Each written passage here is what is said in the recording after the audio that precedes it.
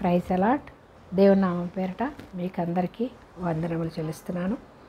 దేవుని నామమునకు స్తుతులు స్తోత్రములు కలుగునుగాక. ఇప్పుడు మనము వాక్యాన్ని ధ్యానించుకునే ముందుగా ప్రార్థన చేసుకుందాం. ప్రార్థనలో మీరందరూ కూడా నాతో పాటు ఏకీభవించండి. మహాగణుడివి, మహోన్నతుడివి, సర్వాంతర్యామవి, సర్వసృష్టికర్తమైన మా ప్రభువా, మా దేవ, మా రక్షక, మీకే స్తుతులు స్తోత్రములు వందనములు చెల్లిస్తున్నాం ప్రభువా. తండ్రి నాయన, అనుదినము మీ రెక్కల చాటును భద్రపరిచి మీ సజీవ రెక్కల్లో ఉంచి నిన్ను స్తుతించే భాగ్యాన్ని, ఆరాధించే భాగ్యాన్ని, అయ్యా నేను ప్రార్థించే భాగ్యాన్ని అయ్యా మాకు ఇచ్చినందుకు నీకే స్తోత్రాలు అయ్యా, నీకే వందనాలు ప్రభువా. సమస్త మహిమ ఘనత ప్రభావం మీకు మాత్రమే కలుగునుగాక. అయ్యా నన్ను నీ నోటి బూరగా మాత్రము వాడుకుని అయ్యా ప్రభు నన్ను నీ సాక్షిగా నిలబెట్టుకుని నీ పరలోక మర్మాలన్నీ కూడా నాకు బయలుపరిచి అయ్యా వినుచున్న బిడ్డలకు ప్రభువా నాయన తండ్రి మీరే ఆకర్షించుకుని అయ్యా బిడ్డలందరూ కూడా మారు మనసు రక్షణ పొందుకుని పరలోక రాజ్య వారసులుగా చేర్చబడినందుకు నీకు స్తోత్రాలయ్యా. అయ్యా మేము నమ్మి ప్రార్థిస్తున్నాం తండ్రి. నమ్ముట నీ వలనైతే నమ్మువానికి సమస్తము సాధ్యమంటున్నావు ప్రభు.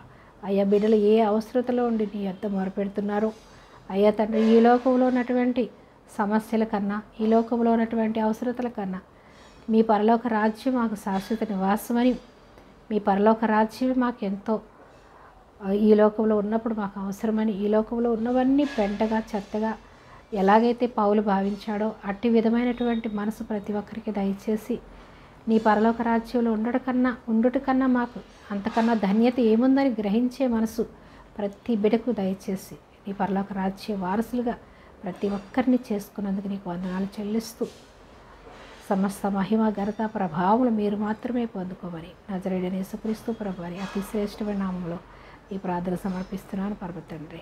ఆమేన్, ఆమేన్. ఈ దిన వాక్యాంశము, ఉప్పు. ఈ లోకమునకు మీరు ఉప్పై ఉన్నారు.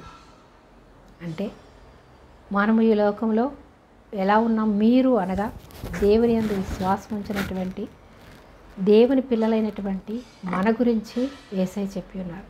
ఈ లోకానికి మీరు ఉప్పై ఉన్నారు అనగా ఉప్పు పదార్థాలన్నిటినీ కూడా నిల్వ చేస్తుంది. మనం ఏదైనా ఊరగాయ పట్టాలనుకోండి, ఉప్పు వేస్తే ఒక నిమ్మకాయలు కట్ చేసి మనం ఉప్పు వేసి నానబెట్టినప్పుడు అవి పాడవకుండా ఉంటాయి. మామిడికాయలు అవును, ఏదైనా ఏ పిక్కలు ఏ పచ్చళ్ళు పట్టుకున్నా ఏ పదార్థంలో ఉప్పు వేసినా అది నిలవ ఉంటుంది. అలాగే కుళ్ళిపోకుండా పాడవకుండా పదార్థాలన్నిటినీ ఉప్పు కాపాడుతుంది. అలాగే మనం ఎలా ఉండాలంట, ఈ పాపంతో కుళ్ళిపోతున్నటువంటి ఈ ప్రజలను, ఈ ప్రపంచాన్ని, పాపముతో కుళ్ళిపోతున్నటువంటి ఈ లోకాన్ని మనము ఉప్పులాగా ఉండాలి. ఎలా ఉంటాము?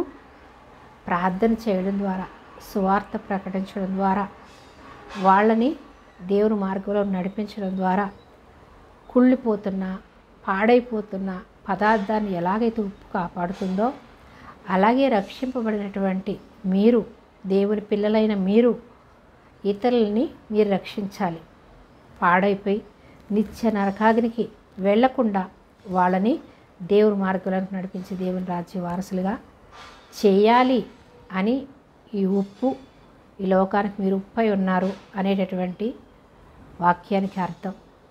మనం ఈ లోకంలో పాడైపోతున్నటువంటి ప్రజల్ని రక్షించడానికి, కుళ్ళిపోయిన ప్రపంచాన్ని మనము పరిశుద్ధంగా చేయడానికి, పాడు కాకుండా నశించిపోకుండా నరకానికి వెళ్లకుండా కాపాడడమే విశ్వాసుల యొక్క, దేవుని పిల్లల యొక్క ఉద్దేశం. అందుకని మీరు లోకమునకు ఉప్పై ఉన్నారు అని యేసయ్య చెప్తున్నాడు. మత్తయి సువార్త 13వ అధ్యాయం, మత్తయి సువార్త 5వ అధ్యాయం 13వ వచనం చూద్దాం. మీరు లోకమునకు ఉప్పై ఉన్నారు. ఉప్పు నిస్సారమైతే అది దేని వలన సారము పొందును? అది బయట పారవేయబడి మనుషుల చేత త్రొక్కబడుటకే కానీ మరి దేనికి పనికిరాదు. ఉప్పు నిస్సారమైతే, అది నీళ్ళలో వేసామనుకోండి అది కరిగిపోద్ది. నిస్సారమైతే, అది ఉపయోగపడకుండా మనం ఉన్నట్లయితే అది కాళ్ళతో తొక్కువేయబడుతుంది అని ఉంది. ఉప్పు పనికిరాని ఉప్పు మనము ఒక పదార్థంలో వేసినప్పుడు అది ఉపయోగపడుద్ది. ఎందులో వేయకుండా అలా ఉంచితే అది పాడైపోతుంది, తన ఉప్పుని రుచిని కోల్పోతుంది. అలాగా మీరు పొందుకున్నటువంటి రక్షణను ఇతరులకి తెలియపరచాలి. మీరు ఉపయోగపడేవారుగా ఉండాలి. కానీ అది నిస్సారమైతే పనికిరాని వారుగా మనం తెలుసుకుని కూడా మనలోనే మనం దాచేసుకొని మనం రక్షింపబడ్డాము చాలులే, మన వరకు రక్షింపబడితే చాలు, ఇతరులు ఎలా పోతే మనకేంటి అనేటటువంటి స్వార్థం లేకుండా జీవించాలని. నిస్వార్థం అది ఎలా అవుతుందంట, నిస్సారమైతే అంటే మనము ఇతరులకు ఉపయోగపడిన వారిగా ఉన్నట్లయితే అది ఉప్పు ఎలాగైతే పాడైపోతే అది కోళ్ళ చేత మనుషుల చేత తొక్కబడుటకే కానీ మరి దేనికి పనికిరాదు కదా. అలాగే మనం కూడా దేవుని రాజ్యంలో ఉంటాము. ఎలా ఉంటాము? అల్పుల్లా ఉంటాము.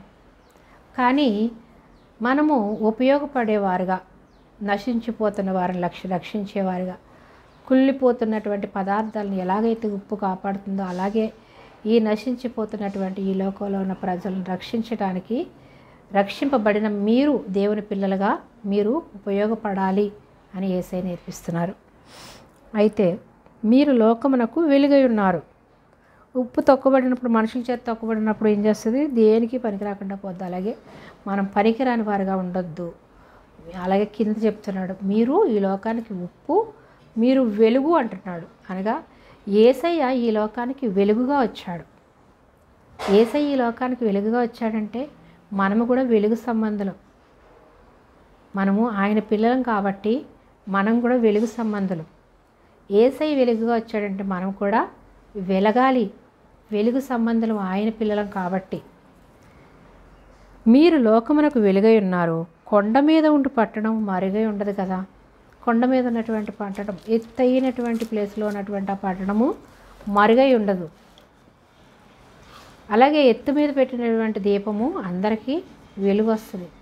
ఎత్తైనటువంటి పట్టణము, ఒక ఫేమస్ అయినటువంటి పట్టణము ఎవరికీ తెలియకుండా ఉండదు కదా, అందరికీ తెలుస్తుంది. ఎత్తైనటువంటి శిఖరం మీద ఉన్నటువంటి పట్టణం. అలాగే కొండ మీద ఉండి పట్టణం మరుగై ఉండ నేరదు. మనుష్యులు దీపం వెలిగించి కొంచెం కింద పెట్టరు కదా. అలాగే కొండ మీద ఉండేటటువంటి పట్టణం ఎలాగైతే మరుగు లేకుండా ఉంటుందో ప్రజలందరికీ తెలుస్తుంది ఆ ప్లేస్ అనేది. అలాగే మీరు దీపం వెలిగించి మంచం కింద కొంచెం కింద పెట్టరు కదా. మనం వెలిగించి మంచం కింద కొంచెం కింద పెడితే ఏమవుతుంది? ఆరిపోతుంది. అది వెలుతురు లేక ఎవరికీ వెలిగివ్వదు, చివరికి అది ఆరిపోద్ది. అలా పెట్టరు కదా. దీపస్తంభమే పెడితే ఏమవుతుంది? అందరికీ వెలిగిస్తుంది. అలాగా మీరు వెలిగింపబడ్డారు. నా వెలుగులోకి మీరు వచ్చారు. రావడం ద్వారా మీరు వెలిగింపబడ్డారు. మీరు వెలిగింపబడి మంచం కింద కొంచెం కింద దాచిపెట్టినట్టు మీలోనే మీ వెలుగును దాచిపెట్టుకుంటే ఇతరులకు ఉపయోగం లేకపోతే ఏం ప్రయోజనం? ఉప్పు ఎలాగైతే పారవేయబడినప్పుడు తొక్కివేయబడుతుందో అలాగే మీ స్థితి కూడా ఉంటుంది. కాబట్టి మీరు వెలిగారు కాబట్టి వెలిగించబడాలి. ఇతరులను మీరు వెలిగించాలి. మీరు వెలుగుగా ఉండి ఇతరులను వెలిగించాలి. అనగా మనం పొందుకున్న రక్షణని ఇతరులకు తెలియపరచాలి. దేవుని ప్రేమను వివరించాలి. దేవుని ప్రేమను చూపించాలి.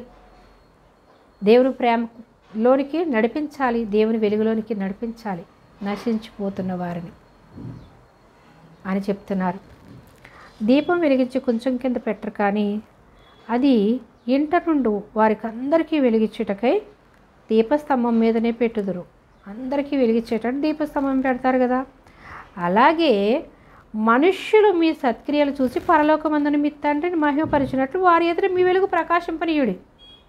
మీ సత్క్రియలు అనగా మన సొంత పనులు, మన చేసే పనులు, మీ సత్క్రియలు, మీ పనులు, మీ పనులను బట్టి, మీరు చేసే మీ ప్రవర్తనను బట్టి, మీ మాటలను బట్టి ఇతరులు ఏం చేయాలంట? మనుష్యులు మీ సత్క్రియలు, మీ సొంత క్రియలు, సత్క్రియలు, మంచి క్రియలు, సత్క్రియలు అనగా మంచి పనులు, మీరు చేసే మంచి పనులను బట్టి పరలోకమందున్న మీ తండ్రిని మహిమపరిచినట్లు వారి ఎదుట మీ వెలుగు ప్రకాశించు. ఎవరు మహిమపరచాలి? ఎవరిని మహిమపరచుట కొరకు? పరలోకమందున్న మీ తండ్రిని మహిమపరచుట కొరకు పరచునట్లు వారి ఎదుట మీ వెలుగు ప్రకాశించుడి. పరలోకమందున్నటువంటి తండ్రిని మనం మహిమపరచినట్లు వారి ఎదుట మీ వెలుగు ప్రకాశింపనీయుడు. మనము సువార్త ప్రకటిస్తున్నామా అంటే మనుష్యుల కొరకు కాదు, పరలోకపు తండ్రిని మహిమపరచుట కొరకు దేవుని సువార్త ప్రకటిస్తున్నామా అంటే మన సత్క్రియలు, మన మంచి క్రియలు, మన సత్ప్రవర్తన, మన తలంపులు, మన ఆలోచనలు, వీటిని బట్టి మనుష్యులకు ఎదుట మనం చూపించినప్పుడు తండ్రిని మహిమపరుస్తున్నాం.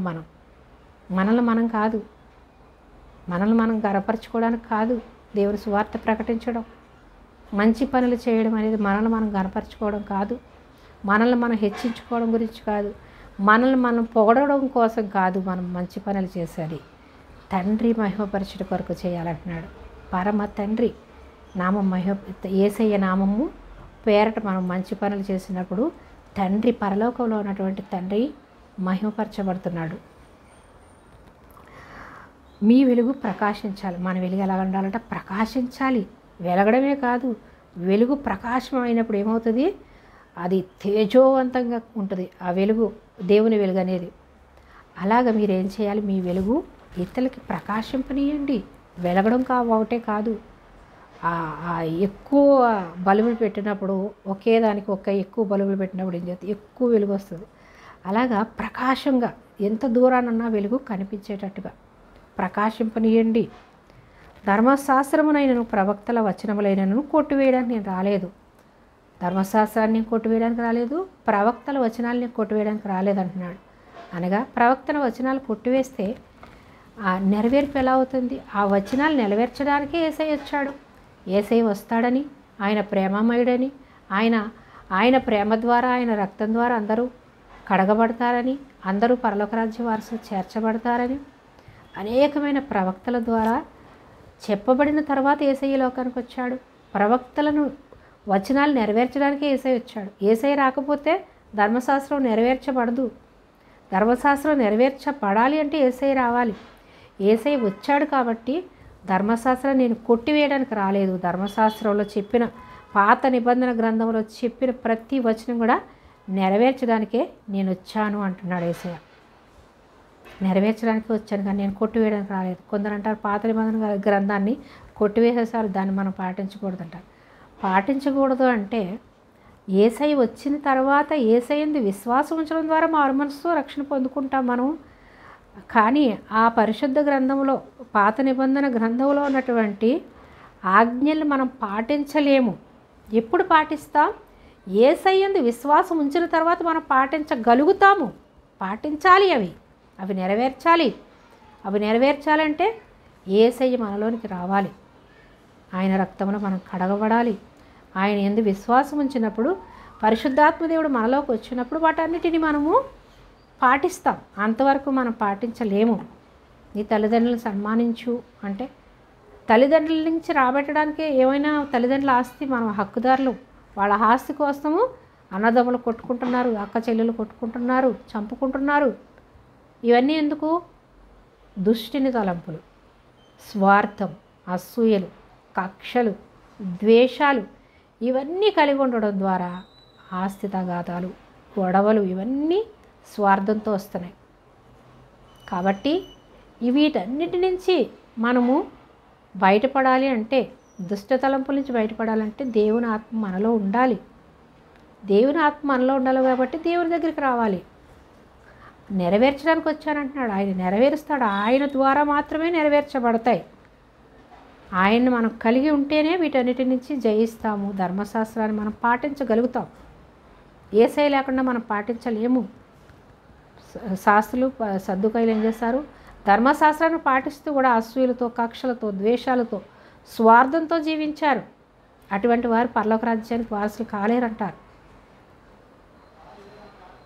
అటువంటివన్నీ మనలో ఉంటే దేవుని పరలోక రాజ్యానికి మీరు వారసులు కాలేరు, ఖచ్చితంగా చెప్తున్నాడు. కాబట్టి మనము జయించాలంటే ఆయన దగ్గరికి రావాలి, ఆయన రక్తంలో మనం కడగబడాలి. అప్పుడు మనం జయించగలుగుతాం. ధర్మశాస్త్రం కొట్టివేయడానికి కాదు, నెరవేర్చడానికి వచ్చాడు. ఆయన ద్వారా నెరవేర్చగలుగుతాం తప్ప ఆయన లేకుండా ఏ ఒక్కరు కూడా జయించలేరు. ధర్మశాస్త్రాన్ని నెరవేర్చుటకే వచ్చాను కానీ కొట్టివేయటకు నేను రాలేదు. ఆకాశమును భూమియు గతించిపోవునే కానీ ధర్మశాస్త్రం అంతయు నెరవేరు వరకు దాని నుండి ఒక పొల్లైనను ఒక సున్నైనను తప్పిపోదని నిశ్చయంగా చెప్తున్నాను. ఆకాశం భూమి గతించిపోతాయి కానీ అవి ఈ గతించిపోవునే కానీ ధర్మశాస్త్రం అంతయు నెరవేరు వరకు దాని నుండి ఒక పొల్లైనను సున్నైనను తప్పిపోదు. అంటే ధర్మశాస్త్రంలో దానియేలు చెప్తాడు, అనేకమైన ప్రవక్తలు చెప్తారు రెండవ రాకడను గురించి. అపవాదిని జయించి అపవాదిని హతం చేసి అపవాది శక్తులన్నిటి మీద విజయాన్ని పొందుకుని ఆయన ఈ లోకానికి వచ్చి ఆయన శిలువలో మన పాపాలన్నిటి నుంచి రక్తంలో కడిగి పరిశుద్ధులుగా చేసి ఆయన మళ్ళీ ఆయన వచ్చేంత వరకు మనం సిద్ధపడి మెలకువగలిగి ప్రార్థన చేసినప్పుడు, మనం సిద్ధపడి ఉన్నప్పుడు రెండవ రాకడలో మనమందరం కూడా ఎత్తపడతాం. కాబట్టి ఇందులో ఒక్క పొల్లు కానీ ఒక సున్నా కానీ తీసివేయబడదు, సమస్తము నెరవేర్చబడుతుంది. పాత నిబంధన గ్రంథంలో కొత్త నిబంధన గ్రంథంలో అన్నీ నెరవేర్చిన తర్వాతే ఈ లోకానికి అంతం వస్తుంది, ముగింపు వస్తుంది, పరలోక రాజ్యానికి. అప్పుడు మనం ఎత్తపడతాం. కాబట్టి దీన్ని కొట్టివేయడానికి రాలేదు, దీన్ని నెరవేర్చడానికే యేసయ్య వచ్చాడు. దాన్ని నెరవేర్చాలంటే యేసయ్య ఎంత విశ్వాసం ఉంచాలి, దేవుని ఆత్మ మనలో ఉండాలి. దేవుని ఆత్మ మనలో ఉండాలంటే మనం మారు మనసు పొంది రక్షణ పొందుకున్నప్పుడే పరిశుద్ధాత్మ దేవుడు మనలోకి వస్తాడు. అప్పుడే మనం జయించగలుగుతాం. కాబట్టి ఈ ఆజ్ఞల్లో మిగుల అల్పమైన ఒకదానినైనను మీరి మనుష్యులకు అలాగు చేయ బోధించువాడెవడు. ఈ ఆజ్ఞల్లో మిగుల అల్పమైన దాన్ని, ఒక చిన్నది కూడా ఏం లేదులే, మనం ఎలా జీవించినా పరలోకం వెళ్ళిపోతాం, పర్వాలేదు, మనం మారుమనసు పొంది రక్షణ పొందుకుంటే చాలు, మీరు ఎలా జీవించినా పర్లేదు, పరలోకం వెళ్ళిపోతాం అని ఇలాంటి అబద్ధ బోధలు చేస్తే వాళ్ళు ఎలాగంట, అల్పమైన ఒకదానినైనను మీరి మనుష్యులకు అలాగ చేయ బోధించువాడెవడో. ఏం పర్వాలేదు, మీరు మారుమనసు పొంది రక్షణ పొందుకుంటే చాలు, పరలోకం వెళ్ళిపోతారు అని తప్పుడు బోధలు బోధిస్తే, అంటే అది తప్పుడు బోధ అవ్వదు. మీరు రక్షింపబడి ఎప్పుడైతే మారుమనసు పొంది దేవుని యందు విశ్వాసం ఉంచి ఎప్పుడైతే రక్షణ పొందుకుంటారో మీరు పరలోక రాజ్యం వెళ్తారు అని బోధించినప్పుడు, వాళ్ళు మారుమనసు రక్షణ పొందుకున్న తర్వాత వాళ్ళు జయించే సామర్థ్యం దేవుడిస్తాడు. రక్షణ పొందుకున్న తర్వాత కూడా ఇంకా లోకంలో అపవాది శక్తులతో బంధింపబడి ఉంటే పరలోక రాజ్యానికి వెళ్ళరు. వాటన్నిటి నుంచి జయించాలంటే మనలో పశ్చాత్తాపం ఉండాలి, ప్రార్థన ఉండాలి, వాక్య ధ్యానంలో మనం వాక్యాన్ని వినాలి, వాక్యాన్ని చదవాలి. వాటన్నిటి నుంచి మనము విజయాన్ని పొందుకోవాలంటే, అపవాది తలంపుల నుంచి విజయాన్ని పొందుకోవాలంటే దేవుని వాక్యాన్ని వినాలి, దేవుని మందిరానికి వెళ్ళాలి, ప్రార్థన చేయాలి. అప్పుడు మనం విడుదల పొందుకుంటాం, అప్పుడు పరలోక రాజ్యానికి వెళ్తాం. ఇలా ఏం పర్వాలేదులే, మీరు రక్షణ పొందుకున్నారు కదా, మీరు ఇష్టానుసారంగా జీవించండి అనేటటువంటి తప్పుడు బోధ చేస్తే వాళ్ళు ఎలా ఉంటారంటున్నాడు, ఒకదానినైనా మీరి, ఈ ఆజ్ఞల్లో దేవుడిచ్చిన ఆజ్ఞలు అన్నిట్లో ఒకదానినైనా మీరి మీరిన ఎడల ఈ ఆజ్ఞల్లో మిగుల అల్పమైన ఒకదానినైనా, అల్పమైన చిన్నదే కదా అనుకుంటా, ఇది అబద్ధం ఆడకూడదు, ఏం పర్వాలేదు, అబద్ధం ఆడేయచ్చు, ఏం పర్వాలేదు, వ్యభిచారం చేసేయచ్చు, ఇట్లా చిన్నవే కదా, ఏం కాదులే, మీరు రక్షణ పొందుకున్నారులే అని చిన్నదే అని, అల్పమైనదని, ఇది చిన్నదని మీరు అనుకున్న ఎడల మీరు మనుషులకు అలాగూ బోధిస్తే, ఇది పర్వాలేదులే, ఇలా ఉండొచ్చు, మీరు అలా ఉండొచ్చు, ఏం కాదులే అని చిన్నదే కదా అని మీరు తీసి పడేస్తే వాళ్ళు ఎలా ఉంటారంట, బోధించువాడు ఎవడవాడు పరలోక రాజ్యంలో మిగుల అల్పుడు అనబడును. మిగుల అల్పుడు అనగా ఏదో రక్షింపబడ్డం చాలా, ఏది పాటించినా పాటించకపోయినా దేవుని యందు విశ్వాసం ఉంచి, చదువు లేకుండా, ఏమీ తెలియకుండా, వాక్యం అంటే తెలియకుండా దేవుని యందు విశ్వాసం ఉంచితే చాలంట రక్షణ పొందుకుంటామని అమాయకంగా చిన్నపిల్లల వలె రక్షణ పొందుకుని చిన్నపిల్లల్లాగా ఈ స్వార్థం లేకుండా జీవించినటువంటి వారు పరలోక రాజ్యంలో ఎత్తబడతారు. వారికి చదువు రాదు, ఏం తెలియదు, దేవుని వాక్యం తెలియదు.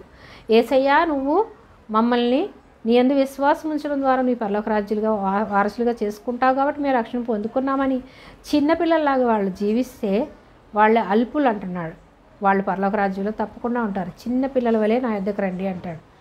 చిన్నపిల్లల్లాగా ఆయన దగ్గరికి వచ్చినప్పుడు, చిన్నపిల్లల మనస్తత్వం కలిగి ఉన్నప్పుడు వాళ్ళు ఏ పాపం తెలియకుండా దేవుని యందు విశ్వాసం ఇస్తే చాలు పరలోకి వెళ్తామని ఎవరైతే వచ్చి చిన్నపిల్లలా జీవిస్తారో వాళ్ళు తప్పకుండా పరలోక రాజ్యంలో ఉంటారు. అలా అల్పుల్లా ఉంటారంట. అల్పుడు వాడు పరలోక రాజ్యంలో మిగులు అల్పుడు అనబడును.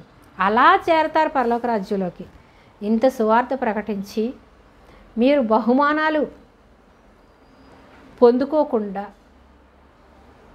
బహుమానాలు మీరు పొందుకోలేరు, అల్పుల్లాగా పరలోక రాజ్యానికి వెళ్తారంటున్నాడు. ఎప్పుడు తప్పుడు బాధ, చిన్న చిన్నవి, మళ్ళీ పెద్ద పెద్దవి కాదు, చిన్న చిన్నవి పర్వాలేదులే అని చెప్పి వాళ్ళు బోధించినప్పుడు వాళ్ళు అల్పుల్లాగా ఉంటారు పరలోక రాజ్యంలో. పరలోకంలో బహుమానాల్ని పొందుకోలేరు. ఈ లోకంలో ఎంత ప్రయాసపడి సువార్త ప్రకటించినా అల్పుల్లాగా ఉంటారంటున్నాడు. చిన్న చిన్నవి విడిచిపెట్టి పర్వాలేదు అంటూ బోధించిన వాళ్ళు అయితే మిగులు అల్పుడు అనబడును. అయితే వాటిని గైకొని బోధించేవాడు ఎవడవాడు పరలోక రాజ్యంలో గొప్పవాడు అనబడు. వాటన్నిటినీ ఏది విడిచిపెట్టకుండా దేవుని వాక్యం ఉన్నది ఉన్నట్టుగా వాళ్ళు బోధించినప్పుడు, ఆ వాక్యానుసారంగా జీవించినప్పుడు వాళ్ళు ఎలా ఉంటారంట? పరలోక రాజ్యంలో గొప్పవారు అనబడతారంట. గొప్పవారు అనగా మహిమ కిరీటం దాల్చుకుని యేసయ్య శిష్యులు ఎలాగైతే 12 మంది శిష్యులు ఆయన పరలోక రాజ్యంలో మహిమ సింహాసనం మీద వాళ్ళు కూడా 12 సింహాసనాల మీద వాళ్ళు కూడా ఆసీనులై ఉంటారన్నాడు. అంటే ఎందుకు? వాళ్ళు దేవుని కొరకు ఎంతో ప్రయాసపడ్డారు, దేవుని కొరకు వాళ్ళు హతసాక్షులైపోయారు. అలా మీరు దేవుని వాక్యానుసారంగా జీవించి, దేవుని వాక్యాన్ని ఉన్నది ఉన్నట్టు బోధించి మీరు వాక్యానుసారంగా జీవించినప్పుడు ఎలా ఉంటారంట? పరలోకంలో గొప్పవారు అనబడతారంట. చిన్న చిన్నవే కదా అని విడిచిపెట్టి చిన్న చిన్న అవి బోధించినప్పుడు వాళ్ళు ఎలా ఉంటారు? అల్పులుగా పరలోక రాజ్యంలో ఉంటారు. వాళ్ళు పరలోక రాజ్యంలో ఉంటారు, వీళ్ళు ఉంటారు. వాళ్ళు అల్పులుగా ఉంటారు, వీళ్ళు గొప్పవారుగా ఉంటారు అని చెప్తున్నాడు. శాస్త్రుల నీతి కంటేను పరిసయ్యుల నీతి కంటేను మీ నీతి అధికము కాని ఎడల. ఏంటంట? శాస్త్రుల నీతి కంటే పరిసయ్యుల నీతి కంటే మీ నీతి అధికము కాని ఎడల మీరు పరలోక రాజ్యంలో ప్రవేశింపనేరని మీతో చెప్తున్నాడు. శాస్త్రుల నీతి కంటే పరిసయ్యుల నీతి కంటే అంటే శాస్త్రులు పరిసయ్యులు ఏం చేస్తున్నారు? ధర్మశాస్త్రాన్ని ఉన్నది ఉన్నట్టుగా వాళ్ళు పాటిస్తున్నారు, కానీ వాళ్ళు ఇతరులను క్షమించలేకపోతున్నారు, ప్రేమించలేకపోతున్నారు.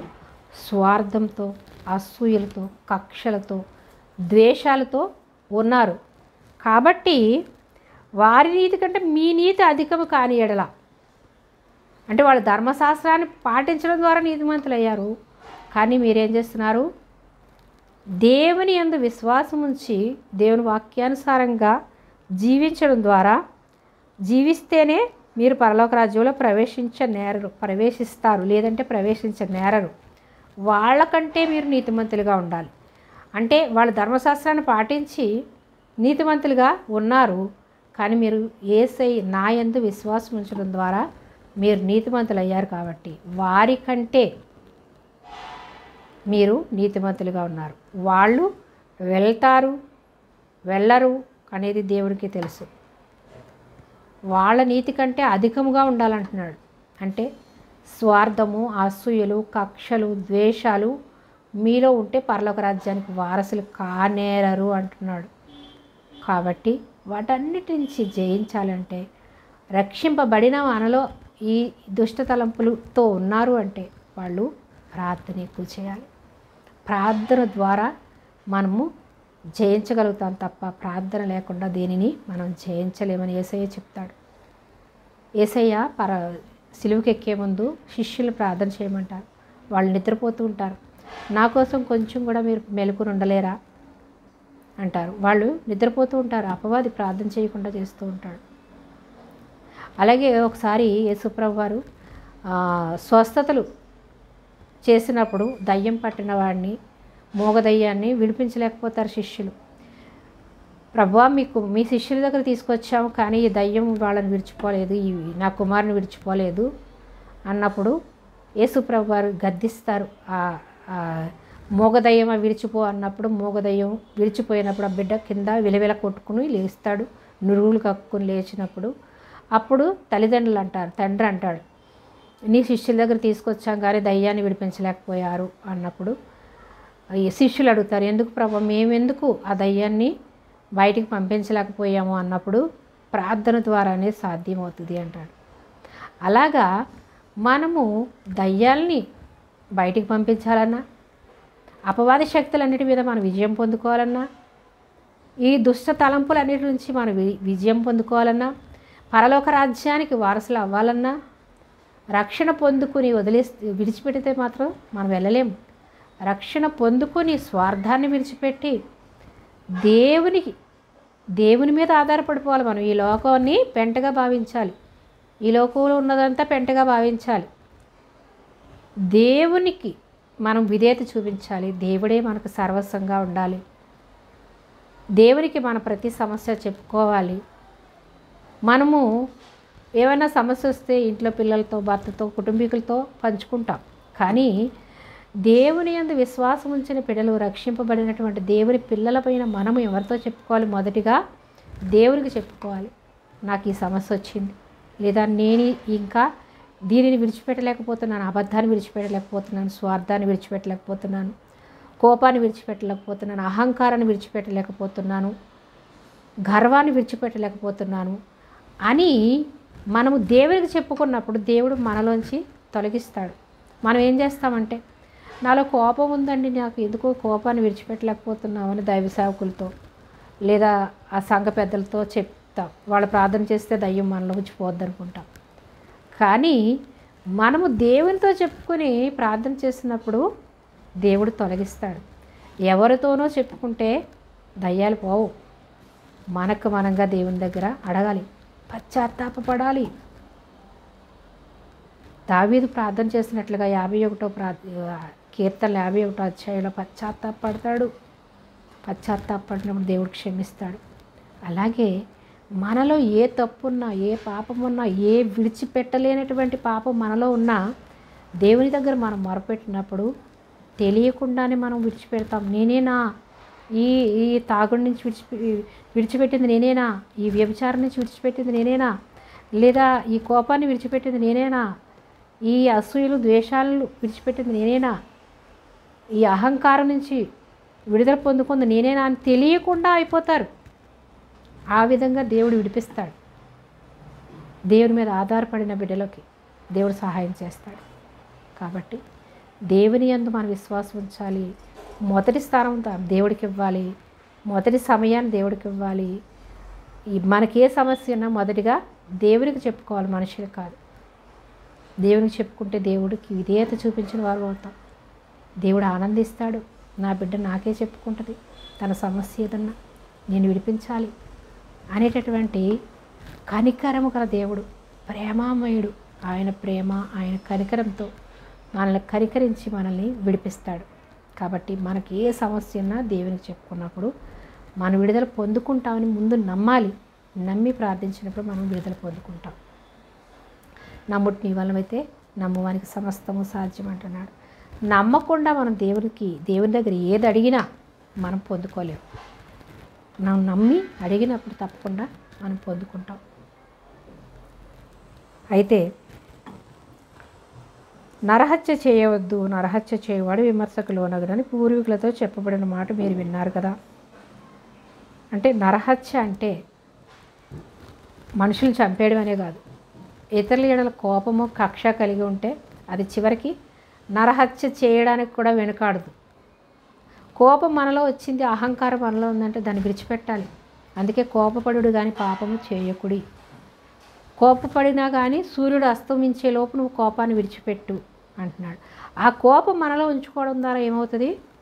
అది అహంకారంగా, అది ఏమవుతుంది? కక్షగా మారిపోద్ది. ఆ కక్ష ద్వారా, కక్షల్లో ఏం చేస్తారో ఎవరికి తెలియదు. మనుషుల్ని చంపడానికి కూడా, సాటి సహోదరులను చంపడానికి కూడా వాళ్ళు వెనకాడరు. కయ్యను ఏం చేస్తాడు? హేబెలు అర్పణను దేవుడు అంగీకరించాడని కయ్యను సొంత తమ్ముడైనటువంటి హేబెల్ని చంపేస్తాడు. కక్ష, కోపం, ద్వేషం ఇవన్నీ కూడా హత్యతో సమానం అంటున్నాడు. హత్య చేయబడి విమర్శకులనగును. పూర్వీకులతో చెప్పబడిన మాట మీరు విన్నారు కదా. నేను మీతో చెప్పినదేమనగా తన సహోదరుని మీద కోపపడు ప్రతివాడు విమర్శకులు ఉనగును. తన సహోదరుని చూసి వ్యర్థుడా అని చెప్పువాడు మహాసభకు లోనగును. ద్రోహి అని చెప్పువాడు నరకాగ్నికి లోనగును. వ్యర్థుడా అనొద్దంటున్నాడు, ద్రోహి అనొద్దంటున్నాడు, కోపపడొద్దంటున్నాడు. సహోదరుని చూసి అంటే ప్రేమ ఉంటే ఇవన్నీ మనలోకి రావు. వ్యర్థుడా అనడు, ద్రోహి అనడు, కోపపడడు. దేవుని ప్రేమ కలిగి ఉంటే వీటన్నిటి నుంచి మనం జయిస్తాం. అలా చెప్పేవాడు ఏం చేస్తాడంట, నరకాగ్నికి లోనవుతాడంట. నిత్య నరకాగ్నికి అంటే రక్షింపబడి కూడా మనం నిత్య నరకాగ్నికి వెళ్తే ఇంకా వ్యర్థం కదా. రక్షింపబడని వారు ఎలాగో వెళ్తారని దేవుని వాక్యం సెలవిస్తుంది. దేవుని యందు విశ్వాసం ఉంచిన ప్రతి ఒక్కరు కూడా అపవాది తలంపులు కాబట్టి, అపవాది సంబంధాలు కాబట్టి అపవాది ఎక్కడ తీసుకెళ్తాడు, నిత్య నరకాగ్నికి తీసుకెళ్తాడు. రక్షింపబడి కూడా మనము నరకాగ్ని పాలవుతారని చెప్తున్నాడు. ఏమంటున్నాడు, ద్రోహి అని చెప్పేవాడు నరకాగ్నికి లోనవుతాడంటున్నాడు. నరకాగ్ని అనగా నిత్య నరకం. నిత్య నరకం అపవాది తీసుకెళ్ళిపోయే ప్లేస్ అది. దేవుని దగ్గరకు వచ్చిన బిడ్డలు మళ్ళీ అపవాది చేతుల్లోకి వెళ్ళకూడదు. అపవాది చేతుల్లోకి వెళ్తున్నామా అంటే ఎలా వెళ్తాం? కోపము, అసూయలు, కక్షలు, ద్వేషం, స్వార్థం ఇవన్నీ మనలో ఉన్నప్పుడు మళ్ళీ అపవాది చేతుల్లోకి వెళ్ళిపోయే అవకాశం ఉంటుంది.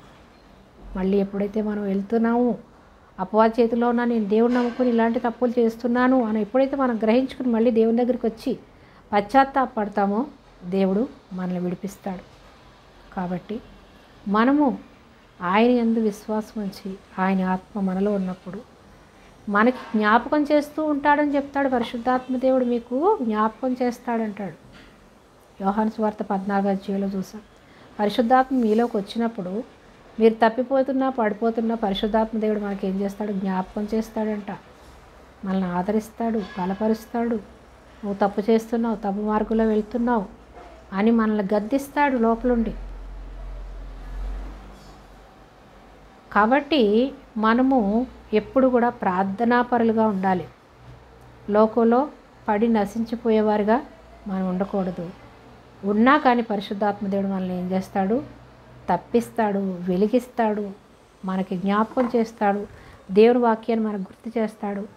మనకి దేవుని మీద ఆధారపడాల్సిన నేనేంటి లోకం మీద ఆధారపడుతున్నాను అని మనకి గ్రహింపు దయచేస్తాడు. పరిశుద్ధాత్మ మనలో ఉండి మనకి జ్ఞాపకం చేస్తాడు అని యోహాను సువార్త 14 మనం నేర్చుకున్నాం. అట్లాగే మనం ఎప్పుడైతే దేవుని మీద ఆధారపడతామో దేవుని ఆత్మ మనలో ఉంటుంది. దేవుని చిత్తానుసారంగా మనం నడుచుకుంటాం. కాబట్టి అపవాదిని ఎదిరించాలంటే ప్రార్థనా శక్తి మనకు ఉండాలి. ప్రార్థన ఆత్మను కలిగి ఉండాలి. దేవుని మీద ఆధారపడాలి. దేవునికి మొదటి స్థానాన్ని ఇవ్వాలి. దేవుని చిత్తానికి లోబడాలి. దేవుని మాటకి విధేయత చూపించాలి. దేవుని మాట ఏది? దేవుని వాక్యమే. దేవుని వాక్యాన్ని చదవాలి, దేవుని వాక్యాన్ని వినాలి, దేవుని వాక్యానుసారంగా జీవించాలి. అప్పుడు పరిశుద్ధాత్మ దేవుడు మనలో ఉండి మన జీవితంలో ఉన్న ప్రతి చిన్న తప్పుల్ని, పెద్ద తప్పులు అన్నిటినీ విడుదల పరిశుద్ధాత్మ దేవుడు మనలో ఉండి పనిచేస్తాడు. మనకి పశ్చాత్తాపం గల మనసునిస్తాడు. వాటన్నిటి నుంచి విడిచిపెట్టే మనసు మనకు దయచేస్తాడు. కాబట్టి ప్రతి ఒక్కరు కూడా దేవుని మీద ఆధారపడాలి. దేవుని చిత్తానుసారంగా జీవించాలి. మనం ఈ లోకానికి ఉప్పై ఉన్నాము. ఈ కుళ్ళిపోతున్న పాడైపోతున్న ప్రపంచానికి మీరు వెలుగుగా ఉండాలి, ఉప్పుగా ఉండాలి, వెలిగించేవారుగా ఉండాలి. పాడైపోకుండా పదార్థాన్ని ఎలాగైతే ఉప్పు కాపాడుతుందో పాడైపోకుండా ఈ ప్రజలను మీరు రక్షించి పరలోక రాజ్య వారసులుగా చేయాలి. ఆ పని మీకు ఇచ్చానని దేవుడు పిల్లలకి ఇచ్చాడు. కాబట్టి మన పిల్లలకి మనకున్న వారసత్వం, మనకు ఆస్తులున్నా అప్పులున్నా ఏమున్నా పిల్లలకే ఇస్తాం. అలాగే దేవుడు యేసయ్య ఈ లోకానికి వచ్చి ఆయన వెలుగుగా ఉప్పుగా ఈ లోకంలో జీవించి ఆ వారసత్వాన్ని మనకిచ్చాడు. దేవుని పిల్లలుగా మనము ఇతరులకు చూపించాలి. మన సత్క్రియలు ఇతరులకు చూపించడం ద్వారా పరలోకంలో ఉన్న పరమ తండ్రి ఆనందిస్తాడు. ఆయన మహిమపరచడం కొరకు మనము దేవుని సువార్త ప్రకటించాలి. దేవుని వాక్యానుసారంగా జీవించాలి. దేవుని రాజ్యానికి వారసులుగా ఉండాలి. ఆయన ఎప్పుడు వచ్చినప్పుడు కూడా మనము మెలకువ కలిగి ప్రార్థన చేసి ఎత్తబడేవారుగా మహిమ శరీరాన్ని దాల్చుకుని రెప్పపాటులో మనం ఎత్తబడతామనేటటువంటి నిరీక్షణ గలవారమై దేవుని పిల్లలు ఉండాలి అని నేర్చుకున్నాం. ఈ లోకానికి మనం వెలుగు ఉప్పు అనగా తెలుసుకున్నాం.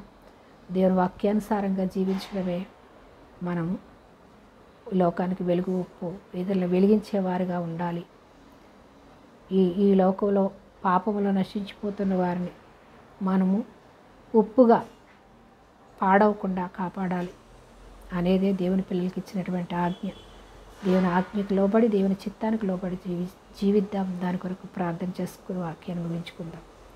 మహాగణుడివి, మహోన్నతుడివి, సర్వాంతర్యామివి, సర్వసృష్టికర్తమైన మా ప్రభువా, మా దేవ, మా రక్షక, మీకే స్తుతులు స్తోత్రాలు వందనాలు చెల్లిస్తున్నాం ప్రభువా. అవునయ్యా, ఈ లోకానికి మేము ఉప్పు.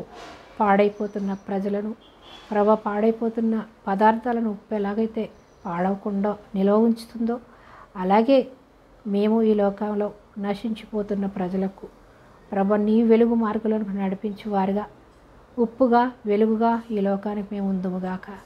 అట్టి దీవెన అట్టి ఆశీర్వాదాలు మాకు, మా పిల్లలకు, మా పిల్లల పిల్లల తరతరాలకు, మా సంఘాలకు నాయన తండ్రి అనుగ్రహించి దైవ సేవకులుగా, ప్రవక్తలుగా, సువార్థికులుగా, విశ్వాసులుగా, నీ బిడ్డలుగా, నీ వెలుగులోనికి నడిపించే బిడ్డలుగా తండ్రి, రక్షణ లేని బిడ్డలందరినీ వెలుగులోనికి నడిపించేవారుగా ఉందముగాక.